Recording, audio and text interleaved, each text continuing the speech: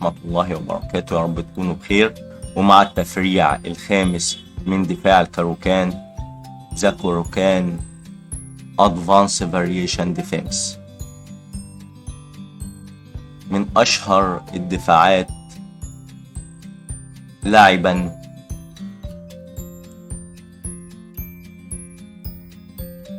زي ما حضراتكم شايفين E4 C6 D4 D5. في الدفاع ده النقلة التيبيكال E5 بدل ما بيتم الأكل. هنا لأ، احنا بندفع E5 بيشوب F5. بنخرج بالفيل بتاعنا، بننتشر هنا على الوتر، ضاربين هنا وضاربين هنا عشان نجهز نلعب ال E6 ونقفل المثلث أو نقفل التشكيلة البيدقية، فما نحبس الفيل جواها.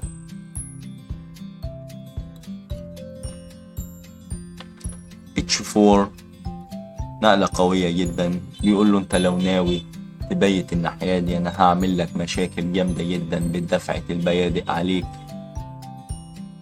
H5 قال له مفيش مانع، انا بمنع دفعات البيدقية بالضغط هنا بالبيدق وبالبيشوب،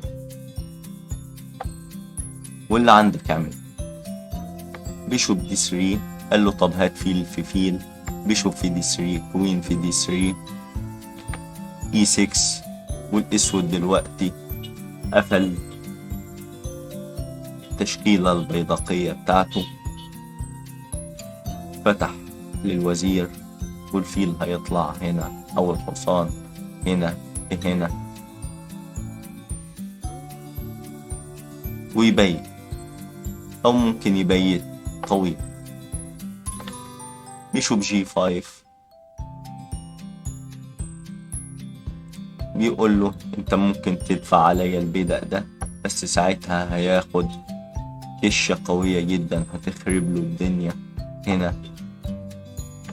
فكوين A5 تشيك، نايت D2 كوين A6 اللي هو هات وزير في وزير. C4 نايت E7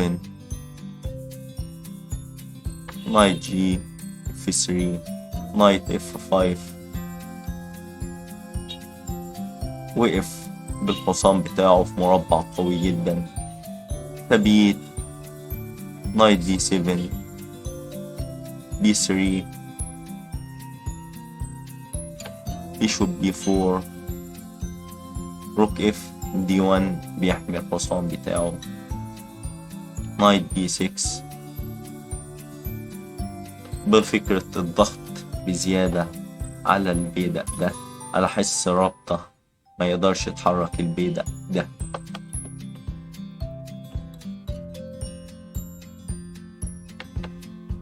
روك AC1 بيحمي بزيادة.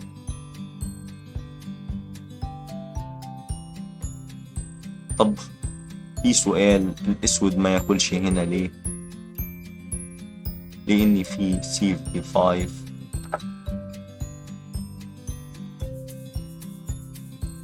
والوزير ممكن في وقت من الاوقات انه يتحبس.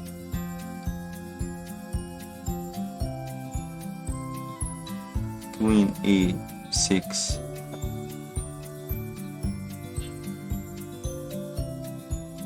فكوين في E6 B في E6 D6. والعسكري ده في الوضع ده او في المربع ده ضاغط هنا وضاغط هنا، مع ضغط الفيل هيعمل ضغط غير طبيعي على الاسود، فالعسكري ما بيتاكلش. نايت F1 C5 D في C5 D في C4 كوين B1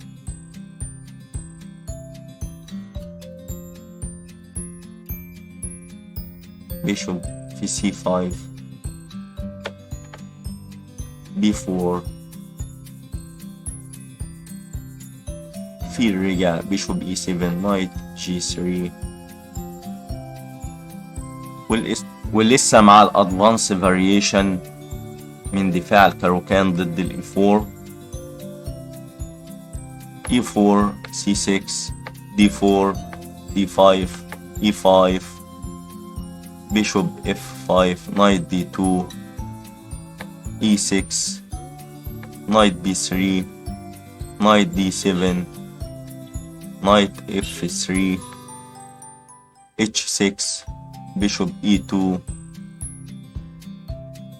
A5 بيضغط الأسود على جناح الوزير وبياخد مساحة. قال له A4 بيشوب B4 تشيك C3 بيشوب F8 تبيت نايت والبيشوب مرجعش هنا عشان يفضل يسيب المربع ده فاضي للحصان ينط فيه، وبعد كده هيرجع بالفيل والحصان يجي هنا، فبيجهز له المكان ده. H3 بيشوب H7 بيشوب D2 بيشوب B6 نايت E1 نايت F5 بيشوب D3 بيشوب E7 كوين C2 بيشوب G6 C4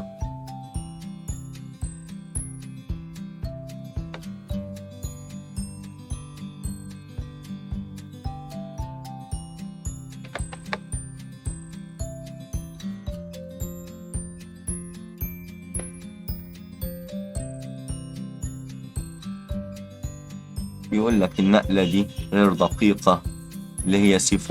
الأفضل إن أنت تلعب الفيل هنا أو الملك هنا، أو تطلع بالحصان، حاجة من الحاجات دي. بس الأبيض عاوز يفتح الجيم فلعب C4 دي في C4 كوين في C4 ظنا منه ان كل حاجة محمية. الاسود قال له لا، ده فيه تاكتكس بالشكل ده. وقف الفيديو وفكر الاسود ازاي يجيب البيست موف او الافضلية. نايت في D4 لو كلب الحصان ظنا منه انه خد قطعة، ففي هنا نايت في E5 هات ده وهات وزيرة ومضروب بالفيل كمان.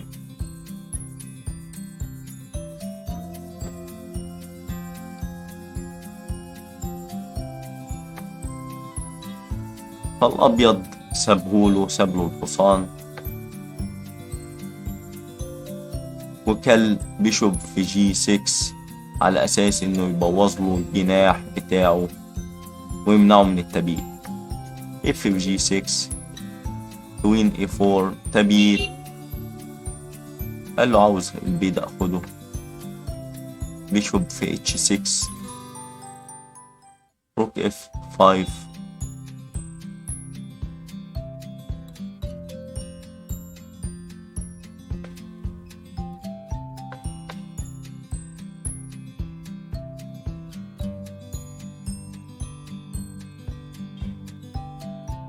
كان كوين في G6 كويسة، وبعد كده اللعبة دي هتبقى جامدة جدا.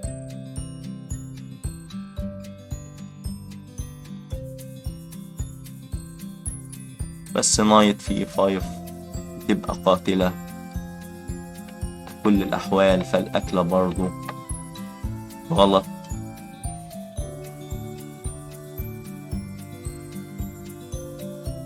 ممكن نايت F3، لعبة وقائية وبتحمي كل حاجة، كويسة جدا. بيشوب H6، روك F5، بيشوب E3، كوين D5. والموقف تعادلي جدا، ايكوال لكلا الطرفين.